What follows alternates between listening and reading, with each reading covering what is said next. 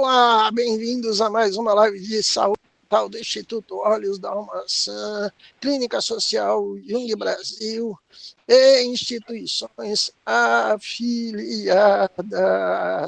E o tema de hoje é um tema que para mim é muito caro, que é um dos grandes dilemas da atualidade na área de saúde mental. Até que ponto é fantasia? Até que ponto é delírio? Entre o delírio e a fantasia. E por que a gente fala isso? Não tem sido raro hoje as pessoas no nosso mundo simplesmente jurarem para o universo que ele virou cineasta porque ele é youtuber, que ele é músico porque ele é DJ, que ele é jornalista porque é influencer digital. Acho tão bonitinho essas alterações de valores, de paradigmas. Resumindo, nós estamos na sociedade, na era do delírio, onde as pessoas estão se achando muito mais do que são, numa transposição da fantasia para a realidade, ruptura do princípio de realidade. E não preciso falar que isso vira grandes confusões de vida, para a área da psiquiatria, da psicologia, para a área de saúde mental. Com a gente está o professor Tito Livre, lá do Paraná. Bem-vindo, professor. Obrigado, igualmente. Está com a gente a professora Carla Chiari. Bem-vinda, professora de São Paulo. Obrigado, querido. Prazer estar aqui com vocês. Está com a gente a professora Rita Pinotti, também do Paraná. Bom dia, bom dia. Está com a gente o Gabriel Souza, do Rio de Janeiro. Bom dia. E está com a gente também o Leonardo Tondato, de São Paulo. Bom dia, Léo. Ah, eu tô maluco! Bom dia. Maravilha, né? Dom Quixote tá solta, né? Se a gente for brincar aqui, né? Parodiando o Saramago numa entrevista que eu vi quando saiu, inclusive, um ensaio sobre a cegueira, ele falou que nós gastamos 2000 anos para plasmar concretamente o mito da alegoria da caverna. E eu queria começar com o professor Tito. Tito, o que está acontecendo que a turma resolveu ficar todo mundo doidão e briga ainda com os parentes falando, deixa eu ser doido que eu sou investidor, eu virei empresário. O que está rolando, professor Tito? É uma pergunta surpreendente e não tem resposta fácil, naturalmente, né? Mas eu vejo assim, Jorge e todo mundo que está nos assistindo, uma sociedade baseada na web, né, nas redes mundiais, né, aglutina uma quantidade imensa de informações de todos os tipos, visuais, auditivas, etc. Como navegar, usando o termo próprio que eles criaram, no universo tão grande de dados, como filtrar isso de uma maneira inteligente e coerente, adaptando efetivamente para as necessidades reais do dia a dia. Não é fácil. E se a gente considerar, principalmente o nosso país, que apesar de termos tido grandes educadores, vou citar só o Paulo Freire, mas temos alguns outros muito importantes, apesar deles, nós não somos uma sociedade justa, onde a educação chega em todos os lares e que possibilitaria as pessoas ter um crivo para poder, talvez, fazer esse filtro necessário para esse período relativamente novo da humanidade e que coincidiu com a web, né? Então, eu acho que meu comentário inicial seria esse, como construir um crivo, né? Por enquanto, não existe esse crivo, né, professor Jorge? Maravilha. Professora Carla, e aí? Como é que a gente começa a pensar nisso? Porque esse é um problema que a gente está vendo chegar no nosso consultório quando a pessoa arrebenta a vida, né? É porque eu virei milionário da criptomoeda, e aí? Se a gente for pensar, né, o delírio, a definição, a professora de psicopatologia que vos fala. O delírio é uma alteração no senso de percepção da realidade.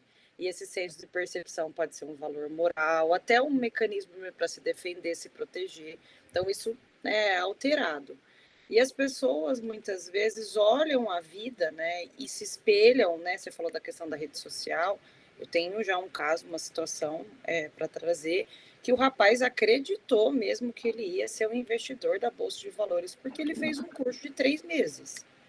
E ele acabou perdendo muito dinheiro, e isso gerou um processo deprimido dele, e até num processo depressivo mais para frente, dele perder essa noção da realidade por achar que tudo é fácil.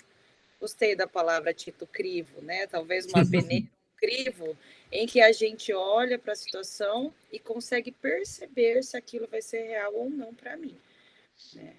Todo mundo, né, aqui estudou psicologia, fez, e aí eu me assusto às vezes com profissionais que acham que faz um cursinho ou outro e é terapeuta. Eu falo, Eu falo, nossa, eu tô até hoje aprendendo coisas e entendendo. Então, esse voltar, né, para si, voltar para um senso de vulnerabilidade, nós somos seres humanos vulneráveis. Então, essas pessoas que vivem nesse delírio perderam esse senso de vulnerabilidade e esse crivo. Então, é grave, né? E é uma situação que eu vejo piorando, gente. Principalmente... Pode falar, Jorge. Não, continua. Piorando até por essa ausência de percepção da realidade mesmo, da gente viver mais nesse virtual, de suicídios mesmo, de pessoas que se tornam influência. Acontece alguma coisa na vida da pessoa, ela não dá conta disso, né? Desses julgamentos também. Então, ainda nós estamos aprendendo a lidar com esse mundo e vejo essa noção de juízos e valores aí se deteriorando cada vez mais. Então, são assuntos e assuntos que a gente recebe no consultório, né? Não tem como. Sim. E aí, Gabriel, você que atende muitas crianças, né? É natural da criança viver na fantasia. O problema é quando a criança tem 50 anos de idade e jura, né? E aí, Gabriel? Exatamente. Os colegas estavam falando, né, sobre a situação atual, né? E você vê que assim, quando a vida ela se encontra afetada de alguma maneira, a gente, né, as necessidades básicas de afeto, de ser amado, né, entre tantas coisas. Então, assim, quando a gente se encontra afetado dessa forma, então tem uma tentativa, né, da psique libertar, sabe assim, ó, eu separei um trechinho aqui, ó. Quando nossa vida atual se encontra afetada, pode ser uma tentativa da psique libertar o amor que não conseguiu ter espaço para se expressar, né? Então, assim, em nossa condição humana, a gente fica impedido de caminhar. E aí vai surgir as fantasias, né? As fantasias, ela é saudável, né? Quando a gente consegue ir e voltar delas, a gente consegue, né? A fantasia ela é necessária para a gente poder entender muitas coisas. O problema é quando, né? Saber que está lá no castelo, né? Eu posso ir lá. O problema é quando a gente quer morar lá dentro, né? E aí fica nessa eterna realidade, né? E aquele eterno adulto que na sessão na clínica, né, como o Jorge falou, a criança de 50 anos, que quando não consegue lidar com algo, é porque o pai, né, ele precisou fazer isso, a mãe precisou fazer isso, entende? Então, é muito comum, às vezes, entendeu? Na clínica, a gente, né, vê casos dessa forma. As pessoas, elas acabam não avançando, elas não param em emprego, em trabalho, elas ficam, né, vão de lugar a lugar. Então, sempre tem alguma coisa projetada ali, tem uma fantasia, né, de algo, alguma coisa muito persecutória, né? Isso aparece muito. Na clínica, né? Sim, vamos lá. Léo, de repente todo mundo tem na sexualidade, na vida religiosa, fantasia. Né? De repente você imagina cenas, situações, né? Sabe, convida alguém para ter algum relacionamento íntimo, aí a pessoa só não pode saber que isso está acontecendo, senão ela te dá um tapa na cara, né? Sabe? Porque faz parte do nosso crivo, né, de fantasia. Você vê o tanto que está correlacionada à fantasia, a nossa vida sexual, a vida religiosa, a nossa criatividade. Só que quando a gente pode começar a delimitar, falando, ó, a coisa está demais, né? Eu estava pensando um pouquinho, né? E o Léo vai trazer o quê? Mito, óbvio. para variar. Estava pensando um pouco no que vocês estavam falando, mas nessa realidade desse indivíduo, né? Depois eu tenho umas amigas suas, viu, Jorge? Para trazer aqui. Falaram que estão com saudade, que se abandonou-as, viu? Mas o indivíduo acha que está no Campos Elíseos e, na verdade, está no Tártaro, né? Já puxou aqui para a Rita depois, tá? Exato. Mora numa tapera, mas jura que está em Dubai, né? Exato. Tem uma distorção aí enorme. A gente pode fazer uma outra comparação. Acha que está sendo inspirado pelas musas, mas na verdade está com um Jin da mitologia árabe do lado, que está enganando. Entendeu? É tão louco que as pessoas acreditam na mentira que elas contam para elas mesmas. Acreditam, o que mais me surpreende, até o final, né? Olhando em rede social, é o tanto que esse discurso não perpassa, né, longe do eu. Ela afirma que ela é aquilo e gasta dinheiro comprando like, comprando seguidor. Eu acho que ela afirma, ela se identifica, ela introjeta esse falso self, né? Esse parece que vai brilhar, mas na realidade não brilha nada. Mas e aí? E o rombo que isso gera? Daqui a pouco a gente vai falar disso na segunda rodada de questionamentos. Mas, dona Rita Pinotti, você foi evocada, falar lá da nossa Divina Comédia, né? Porque usa esse cenário, né, de você imaginar que você está no paraíso, eu sou da classe A, sou um empresário super bem sucedido, eu tenho minha clínica lotada, só que não. Quando você falou assim, né, do Tátaro, a Rita, eu falei, estou relacionada já com o inferno, né? Gostei muito disso, não. Comédia, com certeza. Comédia, mas com o inferno, principalmente.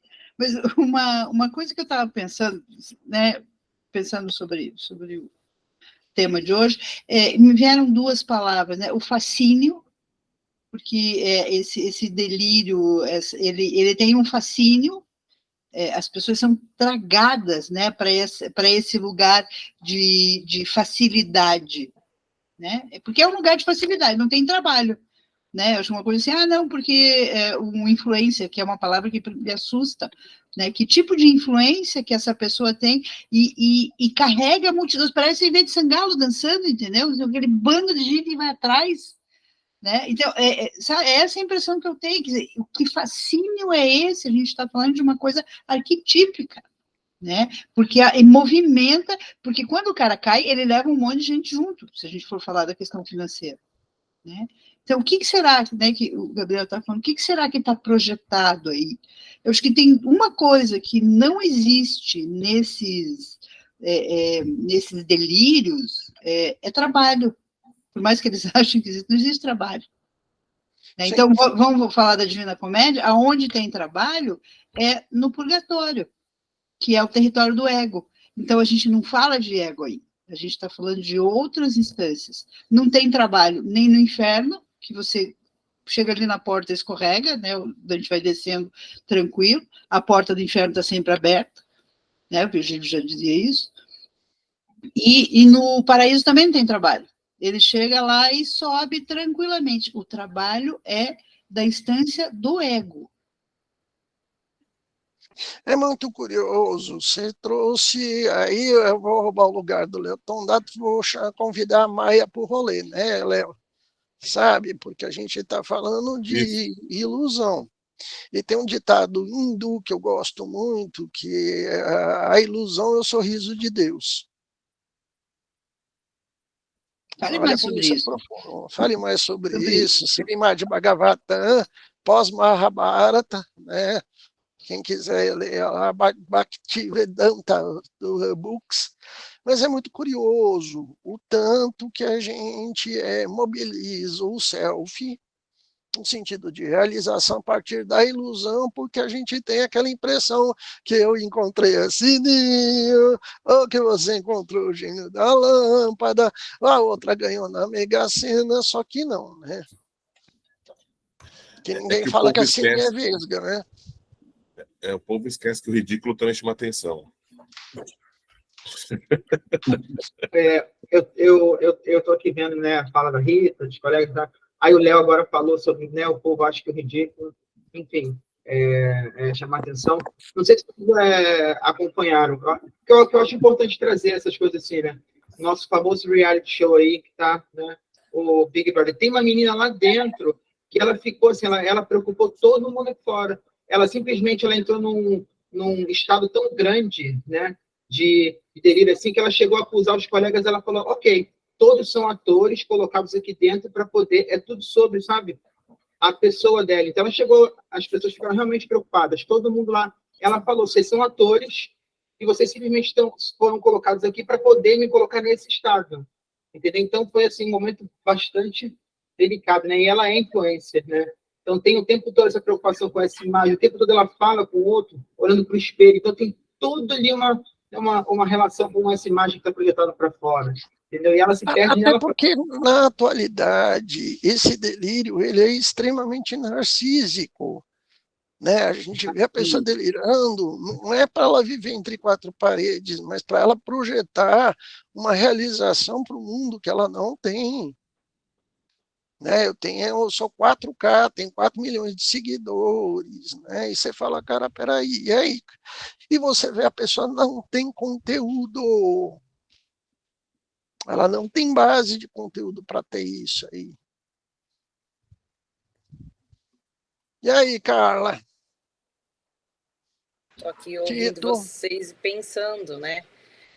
A nossa função como terapeuta muitas vezes é trazer essa pessoa para essa realidade aí sombria, muitas vezes, uma realidade. Tá, quem é você? Né? Eu me recordo de uma pessoa que eu atendi por muito tempo. Ela falava de tudo, sabe, gente? Aquela pessoa que fala de tudo, passarinho, do Big Brother, de não sei quem. Um dia eu falei para ela, tá, mas quem é você? E a pessoa travou. Então, talvez é a pergunta, né, que fica. Porque é uma projeção de ego, é uma projeção de realização do self para fora. Sempre. Né? Ela não tem laço de ego, né? Eu queria comentar essa parte também. Pode ser? Pode. O Jung já faleceu há mais de 60 anos, né? E ele, obviamente, que ele tinha um bom conhecimento do mundo exterior também, era uma enciclopédia ambulante. O homem foi presidente da Sociedade Mundial de Psicoterapia por décadas, mesmo depois de ter sido presidente da Sociedade Psicanalítica Internacional. Era um homem bem relacionado, né? E culto. E ele, no entanto, ele intencionalmente, já naquela época, ele colocou uma frase muito veemente. É uma caricatura, ele exagerou para prevenir esse delírio já, naquela época, quando ele diz assim, quem olha para fora, dorme. Quem olha para dentro, acorda.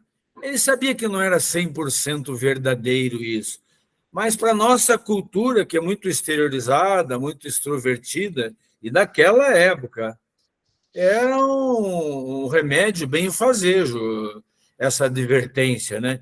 E imagine como ele ficaria escandalizado se a nós escandaliza hoje. Imagine o Jung o que escandalizaria ver essa situação, né? E para ele tinha dois tipos de fantasia. Eu acho que os colegas comentaram muito bem, todos eles, esses aspectos, né? O Jung ele faz a diferenciação entre a fantasia ativa e a fantasia passiva, né? E a fantasia ativa ele considera positiva, porque ela é uma coisa que vem a partir da intuição. Para o inconsciente, é uma coisa criativa que gera integração psíquica. E essa que nós estamos falando hoje, preferencialmente, é a fantasia passiva, né? que emerge a partir da dissociação psíquica, do narcisismo, como foi falado aqui, e gera patologias, né? São crenças falsas, né? Muito bem colocado, professor Tito. Dissociação. Deixa eu jogar para o Léo e para a Rita aqui para a gente aprofundar essa questão da dissociação. Que a gente está falando de um ser humano que perdeu o eixo da realidade, perdeu quem ele é, e aí viaja na maionese, né? Sim. E aí, Léo? Está sem som, Léo. Agora foi, né? A dissociação e atuar, né, nessa dissociação. Rapaz, compra lote no céu, sai acreditando em milagre, vive fake news, né? Juro que na vacina tem chip alienígena. É uma festa, né? E por aí vai, né? A questão é que a fatura sempre chega, né? E uma coisa que é interessante, se a gente pegar isso pela concepção grega, concepção dos daemons, né? Seria o kakodaemon, aqueles daemons que são considerados pelos gregos maus, né? E aí eu vou trazer um amigo seu, Jorge, ele falou que tá com saudade de você, que você não tomou cerveja com ele, tá? E nos Latinhas, e que ele tá triste. Então você manda um WhatsApp para ele, por gentileza, viu? E eu vou trazer aqui o Dolos, tá? Que é um daemon da fraude, do engano, né, das más ações. E é interessante quando a gente vê essa concepção. Eu vi, ele estava querendo me vender criptomoeda esses dias aí, semana passada, cara. Ele me mandou um WhatsApp, eu achei que era golpe, achei que tinha clonado. E é interessante os companheiros deles, porque ele tem dois companheiros, né? Um é Apat, que é o engano, e outro é Ate, que é justamente a ruína. Então, que a gente vai percebendo isso, justamente essa ação dissociativa, que se torna nociva e corrosiva para o próprio indivíduo e para quem está do lado, que vai arrastando junto, né? E é curioso, Léo, que na atualidade eles montaram até partido político, né? Igreja, eu tô achando essa turma fenomenal. Né? E aí, Rita?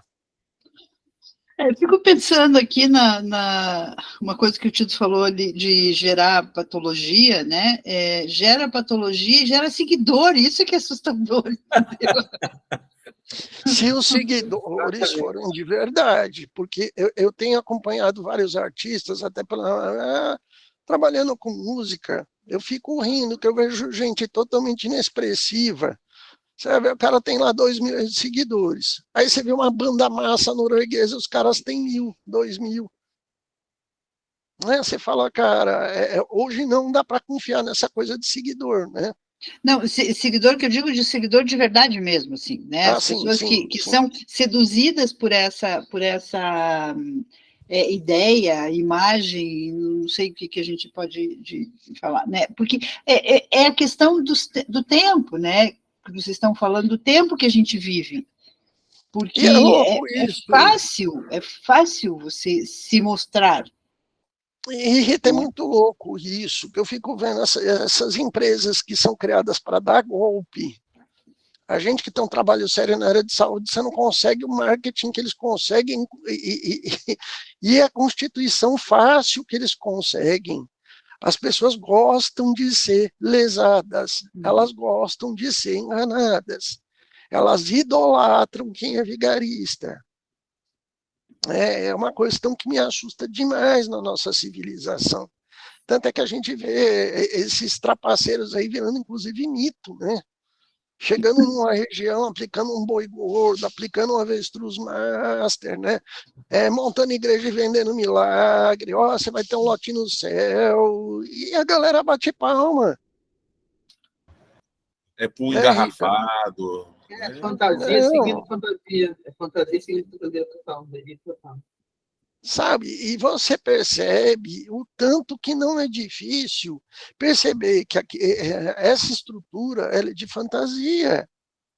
Mas as pessoas não querem acreditar, né, na realidade. E aí, Rita? Então, isso que eu estou dizendo, essa questão, porque a realidade, ela é trabalhosa, né? Ela é chata, né? Eu não sei, né? Dizem. Ela é chata, ela exige trabalho, ela exige dedicação. O que é comum em todos esses discursos, que eu acho que talvez o fascínio venha daí, é a facilidade. Né? Sim, é uma questão pueril, né? Marie-Louise France, do Puer Eternos, que você simplesmente, em vez de trabalhar, você vai encontrar o gênio da lâmpada, dar uma esfregadinha, todos os seus desejos vão ser satisfeitos. Oh, meu Deus, pensa, todos os desejos, que coisa mais boa. E você não tem sacrifício, né? Você não tem sacrifício, você não sacrifica nada. E o trabalho exige sacrifício, quer dizer, se você está trabalhando, você está deixando de fazer um monte de coisa que você gosta para fazer alguma coisa em prol de alguma coisa melhor mais tarde, ou mesmo na hora. Né? Mas, então, a gente começa a ver assim, o que fascina, né? Me parece que é o fascínio. É que é fácil, é rápido, é que nem miojo, entendeu? É fácil, é rápido, mas você está comendo porcaria. Mas, Rita, eu fico pensando, né, pegando o seu gancho, né, numa sociedade fast, na qual a gente vive, né, onde o silêncio é desvalorizado, voltar-se para si também é uma sociedade líquida, não tem como as coisas não serem miojo. Se elas são sólidas, não dá, é muito tempo, né, a gente não pensa a longo prazo, né, não se prepara a longo prazo, então é mais fácil você ir por essa fórmula da liquidez, né? O que eu fico pensando também, a sua fala me trouxe aqui uma epifania, Rita. Nossa Senhora! Nossa, que responsabilidade a minha! Viu como é fácil fazer seguidor? Viu como é fácil fazer seguidor? É assim que começa. É assim que começa. Pronto. Rita gerou conteúdo, Léo foi fisgado. Isso! Influenciadora. Eu já ativei o sininho das notificações da Rita. Mas... É isso aí, para poder acompanhar tudo. Ó, até brincando um pouco com a música, You Can Ring My Bell. Mas o que acontece? Eu fiquei pensando, o que a gente está falando dessa questão do Puer Eternos e da questão de lidar com a responsabilidade que o Puer foge. Isso. Né? Eu fiquei pensando como que fica, ou lá pelas contas, como que fica essa jornada heróica, né? Não é que a pessoa fica na barriga da baleia, ela nem vai atrás do chamado que uma jornada heróica exige, com todos os trabalhos que fazem parte de uma jornada heróica. Quer dizer, então ela ouve o chamado e ela fica... É tipo os desenhos antigos do Pica-Pau, que tá coisa acontecendo e tá lá na árvore, né, na casinha dele na árvore, quer dizer, ele fica ali e fica envolto pelo seu mundo, pelo seu véu de Maia, né, pela sua fantasia, e não enfrenta, nesse sentido, o mundo externo, né? E é curioso, Léo, porque isso tem a ver, eu quero abrir aqui uma segunda rodada, né, de questionamentos. Nós temos uma cultura que, de um lado, ela é complicada porque ela é super protetora, né? A superproteção virou algo comum na nossa civilização. E também, né, o Brasil é país recordista mundial de analfabetismo funcional. O Tito começou a falar dessa falha aí, né, Darcy Ribeiro, a gente vai olhando aí, Paulo Freire já vinham alertando para essa questão. Brasil hoje, o que a gente encontra aí de gente formada, pós-graduada, trabalhando, que não sabe lidar com o campo metafórico de um jeito sadio, também é muito complicado, né? E aí, Carla, começar contigo. Vamos lá. Eu estava, antes de entrar na live, lendo uma matéria. A pessoa lê matéria de jornal, estava lendo. Não sei se vocês viram, né? Se vocês acompanharam o Big Brother anterior do Gil do Vigor, aquele rapaz que foi fazer a última formação dele fora do Brasil.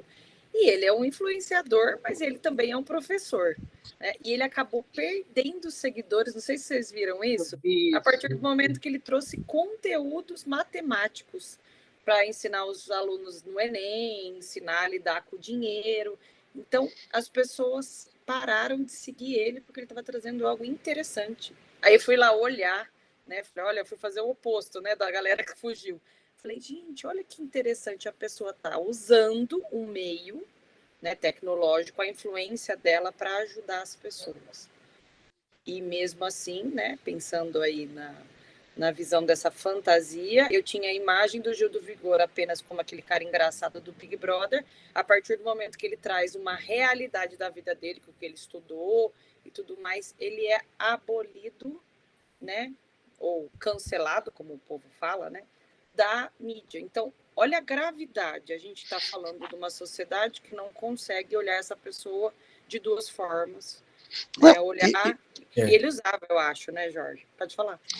Posso comentar um pouquinho isso? Pode. A imagem da Carla ficou um pouco turva para mim, deu um delayzinho, eu acho que é minha mas internet. Eu consegui escutar você, achei muito interessante, Carla. Eu queria comentar, fazer um link da tua fala com outras falas da Rita, também do fascínio e tal, e da chatice e do Léo. Eu vejo o seguinte,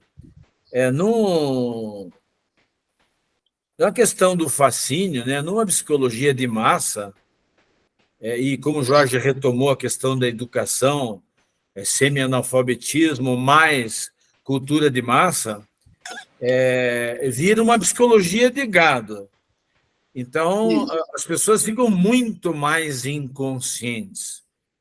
E aí, o Jung fala que todo fascínio vem do inconsciente, todo fascínio. E numa psicologia de gado, é igual a torcida do Corinthians versus o Palmeiras.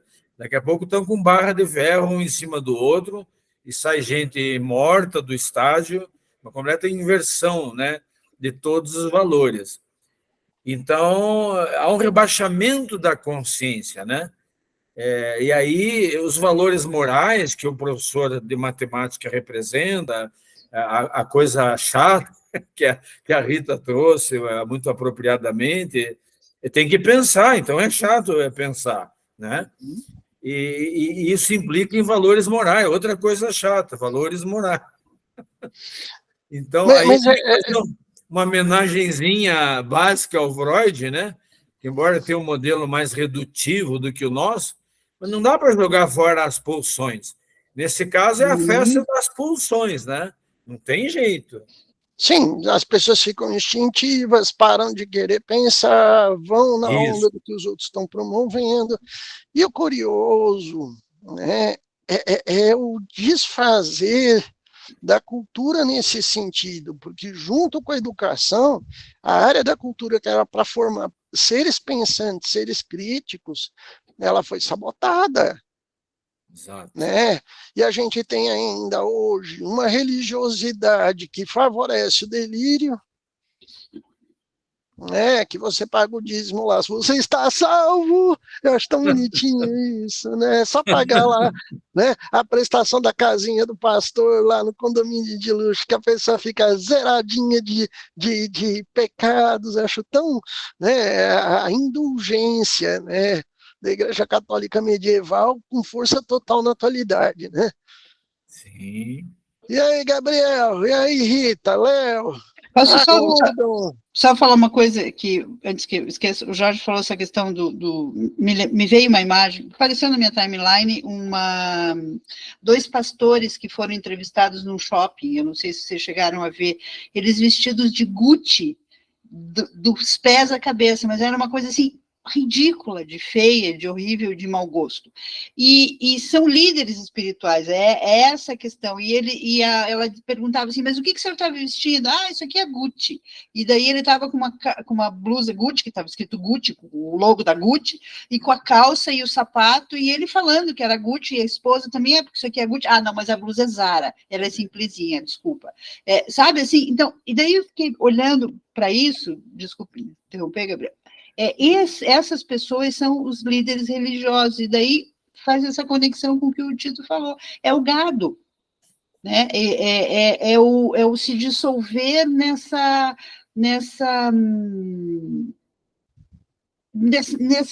logo, né? Virou um culto ao logo, não ao logo, ao logo. Né?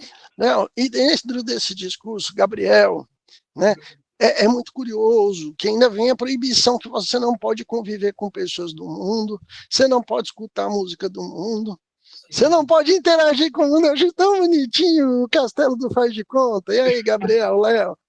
Eu estou aqui pensando desde quando a Carla trouxe sobre esse exemplo do Gil, que ele, né, postou matemática e tudo mais.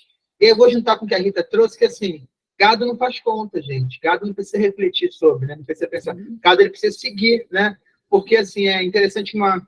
E aí eu lembrei aqui da fala de uma paciente quando ela falou de matemática, o fascínio que ela tem por matemática. As coisas elas começam de uma forma e elas tomam proporções maiores, ela vai aumentando. Interessante isso, né? A gente pega, né, se a gente fala de refletir sobre o meio, né, do gado saber fazer conta, a gente está falando disso. A gente tem uma ideia inicial, a gente tem ali uma equação, a gente vai, né, dedicando ela, então vai abrindo o campo, né, a possibilidade. Então a reflexão traz muito isso. A gente sabe que quando a gente começa a questionar, colocar ali, né, a gente começa a refletir, sair dessa condição de gado. E hoje em dia está muito, a reflexão dá trabalho fazer reflexão. Eu pensar sobre está difícil, é mais fácil seguir mesmo, entendeu? É mais fácil seguir o fluxo, ir lá, dar um curtir, e ver vídeo bobinho, só de dança. O conteúdo que vai fazer eu pensar mais não é interessante. Não é Só que é curioso, Gabriel, porque ao mesmo tempo que existe essa negativa, não vou estudar, não vou trabalhar, né, não vou me desenvolver, não quero me conhecer, o preço que a pessoa paga sobre isso, ele é catastrófico. Que a pessoa não cresce, não desenvolve, arruína a vida dos que o seguem. Né? Se tem filho, ele arrebenta com a cabeça dos filhos, né? E gera muita dificuldade de vida. É porque é raso, né? Não vira. E aí, Léo? Eu estou pensando nesse delírio coletivo, assim eu chamaria, né? O que isso vai produzindo? Voltando um pouco, quando nós tivemos as eleições, né, tivemos o candidato embroxado, quer dizer,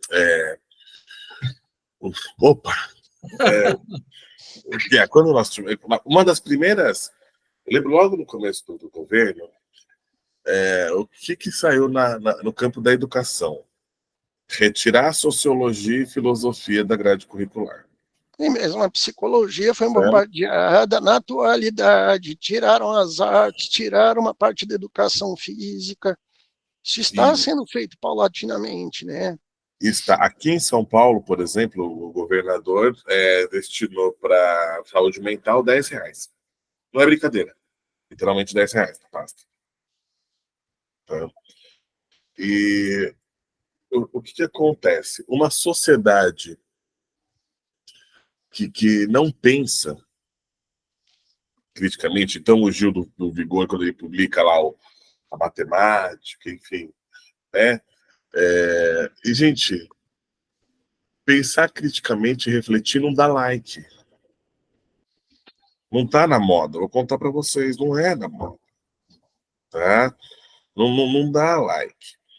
Entendeu? E, por um outro lado, a gente reforça nossos estereótipos dos nossos complexos culturais, porque estamos inconscientes disso, né? E não há uma aproximação, quem dirá uma integração, se a gente não consegue, né? Acho que a gente não consegue nem olhar nossa sombra, mas eu estou pensando também um pouco do que ocorre quando uma sociedade também, né, não pensa. Né? Posso Você dar um olha, por exemplo, exemplo, Léo? pode. Trabalhar junto isso. Você estava falando da eleição, eu lembrei da época da vacina, né? Gente, era um delírio em massa. Eu recebia aqueles fake news do grupo da família. Quando eu tomei a vacina, eu ia ser descomungada em praça pública e queimada igual as bruxas. Afinal, eu fui, né, tomei vacina, não podia. Enfim, tudo aquelas coisas que vocês também ouviram. E eu olhava tudo aquilo acontecendo e pensava, como que a gente vai sair vivo disso? O delírio mata. E o delírio em massa mata. Quantas pessoas pegaram Covid porque não tomaram vacina? Então, às vezes me angustia essa coisa, né? Acho que todo mundo sofreu, cada um na sua proporção, mas me angustiava pensar que a gente iria ter, né, uma morte em massa de pessoas o tempo todo, porque não existe fora, a gente vive no coletivo, então se o coletivo é doente, logo tudo isso reverbera na gente, né? Eu amei quando a Rita falou da questão, né, da gente trabalhar o ego, e isso cansa muito. A exaustão disso, né, de viver também nesse... Gente, olha, foi trabalhoso, não sei para vocês, né? Acho que trazer isso, né? Uma ampliação de consciência aí para a gente conversar. Eu acho que para seria todos, Carla, para todos foi terrível. E o pior ainda é quando o profissional de saúde, o médico compra esse discurso ideológico religioso, né? Quando o colega nosso psicólogo compra o discurso também, né? Que acho que a área de saúde não tinha que ser politizada em função de delírio, né? E aí a gente vê, mas foi e continua. Detalhe, a coisa não parou. É engano achar que essa situação de delirar, que ela foi amenizada. Isso ainda está na pauta e continua firme e forte, né? Jorge, você pensa numa psicopatia coletiva? Eu já cheguei a olhar desse jeito, gente. Olha, tem uma das questões que o delírio, o ápice do delírio, é o direito a matar o outro. Isso está dentro do roteiro da psicose. Que a pessoa começa a se equiparar a Deus, se acha superior aos outros. A gente vê aqui o caso da advogada, estudante de psicologia, que matou aí uma família. Ela se achava tanto, ela se achava, detalhe, advogada, acima da lei. Ninguém vai me pegar, eu sou mais esperta que isso tudo. Eu tenho direito sobre a vida dos outros. Só o delírio aí, onde é que ele vai parar? Sabe o que isso me lembra, pessoal? Não sei, eu assisti um pouco, até forte, aquele filme Uma Noite de Crime, Anarquia, que é uma noite, é um certo dia nos Estados Unidos, onde você pode fazer tudo que você não tem essa interferência da lei. O nome do filme é Anarquia? É Uma Noite de Crime. Tá. De crime, você estima. Então, por exemplo, vou pegar o título de exemplo, que eu estou com saudade do título. Eu também, viu? Então deu lá o dia, certo? Eu posso matar o Tito, porque eu não vou ser responsável nesse dia, juridicamente, todas as implicações pela morte do Tito. Nesse dia eu posso fazer isso. Eu acho que é um pouco isso. É uma distopia que não é tão distópica assim. Exato. Para o marginal, isso acontece porque ele sai fora da regra social. Né? É muito doido. O quanto que isso também está presente na nossa civilização, quando você tem no imaginário uma pseudo-ideia, né? Que no carnaval eu posso fazer qualquer coisa. Oi? Né? E não é assim. Né? A fantasia ela é livre, mas o princípio de realidade ele tem que reger isso tudo. E as pessoas se perdem exatamente nisso, né? Quando mete os pés pelas mãos, sabe? A advogado esquece o direito, o médico esquece a medicina. Por isso que eu bato muito na tecla do analfabetismo funcional, que está firme e forte na nossa cultura, né? Que não deveria transitar nesse discurso de fantasia, inclusive para poder se posicionar politicamente, até de uma forma combativa, né? Mas não é o que a gente vê. Aí, Gabriel, Rita. Eu estou aqui pensando, né, quando você falou assim, você dessa deixa assim, não é o que a gente vê. Eu fico perguntando, né, o que nós estamos vendo, né? A gente não, assim, né? Fiquei com isso, sabe? O que estamos vendo, afinal de contas? Se tudo que a gente vive, né, religião, questão política, nas relações, na internet, tudo é fantasia, né? Tudo é fantasia seguindo fantasia. Sabe o que eu pensei agora? Eu estou lendo o arquétipo do Apocalipse, do Edinger. Bem legal, assim, para passar o ano, você vê na virada do ano. É isso que a gente está vivendo, é o arquétipo do Apocalipse, né? Tanto na questão individual quanto na coletiva. E qual que é a impressão que eu tenho de vez em quando, que a gente fica assim, a gente sai desse mar, olha por cima, né? Mas também volta, porque a gente, como a Carla disse, a gente vive no coletivo, né? A gente não tem muito, porque a gente está encarnado, né? Então, a gente faz parte desse movimento. Eu queria trazer para um outro lado da nossa conversa. O Jung, quando fez lá, que a gente teve acesso ao livro vermelho, que ele deixou para ser publicado, 60 anos após a sua morte, ele traz uma questão que é muito curiosa, paginando as discussões da vida dele, porque aquilo são os diários do Jung, que depois a gente viu isso aí aprofundado nos livros negros, né? É muito curioso que tem um embate entre o ego, o espírito do tempo, que é o que nós estamos vivendo, e o espírito das profundezas, né? Então, de uma certa forma, não dá para falar que, legal, o que é profundo também não vai ser visto. Porque, ao mesmo tempo, navegando nas redes, eu vejo jovens com ânsia de conhecer quem foi Beatles, quem foi Chico Buarque, sabe? Garimpando coisas que têm profundidade para falar, aqui eu posso ter uma âncora, aqui eu posso ficar um pouco. Né? Por quê? O espírito das profundezas, ele vai passar por cima de todos os outros, fala, e aí, galera? Você não vai querer ser profundo? Você acha que você tem chance de escolher isso na sua vida? Né? E lá no livro vermelho, você vai vendo que embate entre essas três instâncias na vida do Jung foi terrível. Até que tem hora que esse espírito da profundeza olhava para a cara dele e falava, tu é muito chato, cara, essa sua ciência é tosca demais, cadê a alma disso, cadê a essência disso? Porque a gente vê isso refletido no nosso paciente, que é totalmente tosco, superficial, e a vida dá um checkmate nele, falando, caboclo, você não quer olhar para você, toma depressão. Você vai ter que olhar para você. E a vida da pessoa vai desfazendo tudo em volta dela. Fala, Léo. Uma coisa, 10 minutos. Outra coisa, esse Noite de Crime é uma série de filmes, tá, gente? Então tem Anarquia, Fronteira, tem vários... Começa com uma Noite de Crime, tem outro. Mas eu acho que você estava falando, Jorge, até pegando isso, fazendo uma pequena brincadeira mitológica, o Hermes não tem mais as sandálias aladas, ele usa fibra ótica hoje. Mas o legal é que o nosso amigo Hermes, ele é livre, e ele vai em todos os cantos. E essa pessoa no delírio, ela não vai, né?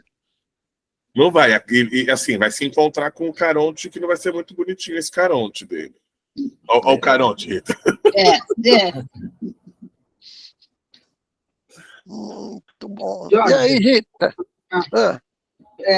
Eu queria só falar uma coisa assim, que você adentrou aí, né, que a gente tem, além de todo esse movimento, dessa coisa líquida, né, superficial, a gente tem um movimento também de jovens buscando, né, na arte, na música, nome como Chico Buarque, Beatles, né? Chega a dar quando cita o nome aqui, você escuta por alguma coisa boa, né? Então, assim, aí eu fico pensando, no ponto que a arte, né, ela tem essa função, né, de resgate, de trazer, né? Ou seja, no meio disso tudo, né, a gente tem esse movimento de resgate, pegar o quanto que a arte traz, né?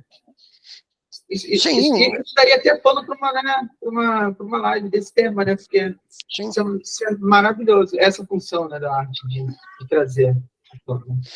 E a gente tem compositores atuais de extremo bom gosto, né? Juliano de Holanda, cara, ele fazendo músicas para Almério, para Betânia, cara, que coisa mais fenomenal. Recomendo aí quem está assistindo, Juliano de Holanda, tá? Vocês vão ver, ele é um compositor de Recife. Que coisa fenomenal, com a profundidade de um Caetano, de um Chico Buarque. Né? Posso indicar um Tim Bernardes, muito, muito bom. Profundo, com as suas letras de viver muito bom. Bom, e aí é onde eu falo que o espírito da profundeza, ele vai se fazer presente. A pessoa que está alienada, ela vai dar com a cara na parede, ela vai perder tudo, ela vai perder seguidores, vai ter que olhar, e aí? Quem de fato você é? Que acho que é o grande enigma da esfinge, né, que Sófocles trouxe, né, na peça Édipo Rei. Decifra-me ou devoro-te. Eu acho que essa é a questão. Sem profundidade, você vai ser engolido. E aqui não é um engolido metafórico gostosinho, não. Dente na carne dói, né? Galera, vamos para as considerações finais, né? Começar com a Carla. Pessoal, foi bem bacana o papo, aprendi um monte de coisa, já anotei livro para comprar, filme para assistir. E é importante a gente deixar, né, essa percepção de quem é você, né, que está assistindo, da gente voltar e da nossa individuação. Né? O oposto da fantasia que faz mal é a individuação de você se encontrar. Então, que a gente busque cada um, né, o seu encontro e a sua realidade, que vá trabalhar lá no limbo, que é importante, que estrutura, que faz bem. Né? Acho que fica essa mensagem aí. Obrigado pelo convite. Muito bom, professora. Gabriel? Foi muito bom, né? A gente está aqui falando sobre isso, pensando junto sobre isso, refletindo junto, né? E eu tenho um verso aqui, um poema da Sofia de Mello, né? Que ele me veio durante a nossa conversa. Eu estava querendo para ele e falei, trago, não trago, mas aí seria interessante, né? Diz assim: apesar das ruínas e da morte, onde sempre acabou cada ilusão, a força dos meus sonhos é tão forte que de tudo renasce a exaltação. E nunca as minhas mãos ficam vazias. Acho que isso, para mim, deixa, sabe? Fica aqui assim, dessa forma. Maravilhoso. Rita? Obrigada, como sempre, eu me diverti. Eu acho que é bem legal que a gente se diverte falando de temas extremamente profundos, extremamente perigosos, né? Eu acho que é perigosa. Mas eu acho que é essa questão, a gente trazer um pouco de consciência para o processo de individuação da gente, o processo de individuação do coletivo, né?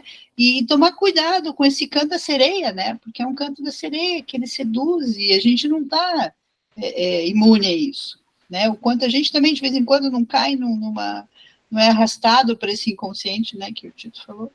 Mas obrigada. Também já saí daqui, né, com livros e música para escutar e filme para assistir. Bem legal. Obrigada. Maravilha. Léo? Pessoal, é sempre um prazer. Bom rever a Carla, o Tito, o Gabriel, a Rita e você também, Jorge. A gente já está de volta. E rapaz, deixa eu falar uma coisa. A Maia é bonita, mas toma cuidado, se você ficar dormindo muito com ela, você vai ficar lá no véu dela. Toma cuidado, viu? Aprecie com moderação.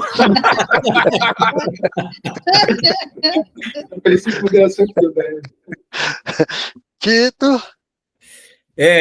Foi divertidíssimo, além de profundo, estar com vocês, rever os amigos todos aí, foi ótimo, uma satisfação imensa, o que mostra que dá para pensar, sim, como a Rita falou, e ser divertido ao mesmo tempo. Nem sempre pensar é chato, pode ser divertido, eu acho que o nosso encontro aqui mostrou isso. Claro, eu acho que a polaridade talvez interessante do nosso encontro é a polaridade entre o espírito das profundezas e o espírito da mediocridade, né? É uma polaridade aí que a gente discutiu bastante aqui e a gente tem que tomar cuidado. Gratidão por estar com vocês mais uma vez, viu? Com todos vocês. Muito bom, gente. Queremos agradecer também aqui. Esse é um tema que é outro tema que não esgota, mas eu vou bater na tecla. Por mais que dê poucos seguidores, é preferível ser profundo e ter lastro de espírito, ter lastro de vida, do que ser vazio, raso, um pires. Até porque a gente sabe na prática clínica que essa pessoa que é vazia, o grau de sofrimento, de depressão que ela vai ter na vida, e olha lá se for só depressão, ele é gigantesco. Então, o preço de ser superficial é muito mais caro. Então, não vale a pena. Valeu, gente. Até a próxima. Até a próxima. Tchau. Até a próxima. Tchau. Gratidão. Valeu, um beijo.